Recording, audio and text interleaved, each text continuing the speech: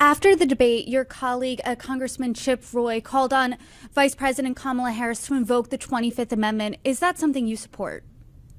I have to. I know that there's legislation that Chip is going to be presenting next week when we get back on Capitol Hill. It's something that I'll read through. Again, I think that while I may or may not support it, I haven't read it yet. I think what's clear is that it won't go anywhere because the Senate won't do anything with it. But I think there is no question after Thursday night.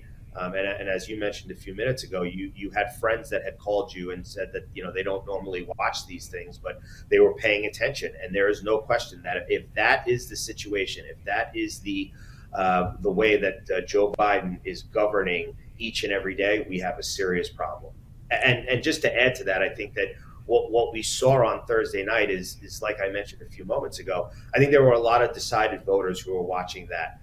But there are also people who are undecided, and I'm not really sure where they sway, but I think that they will know and see that President Trump was the one that was far better off in leading this country. And I think what Thursday night also did to the Democrats, which I believe is devastating throughout this country, and especially in places like New York. I mean, when President Trump tells you that we have a chance to win New York, that New York is in play, that he is, quote, going to make a huge push in New York. Thursday is devastating to Joe Biden because in tremendous minority pockets, in places like the five boroughs, in places like my district, in Hempstead, Uniondale, Roosevelt, places that are majority minority, they feel taken for granted as well. Those communities are the ones that are seeing the spikes in violence. Those are the ones that are being taken for granted by the Biden administration. And quite frankly, there is zero enthusiasm to come out and vote for President Biden. Do you think, because New York is historically blue, do you think it could actually be in play this November?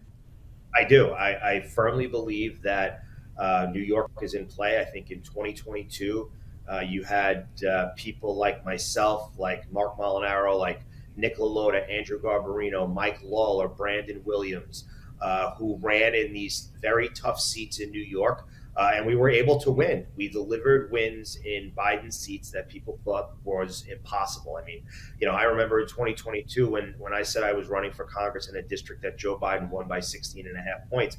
I'm not even sure my mom thought it was able to win, but we did because we were on the right side of every issue, and we are able to communicate with voters. And I didn't win just because I appealed to Republican conservatives. I won, and I won previous elections.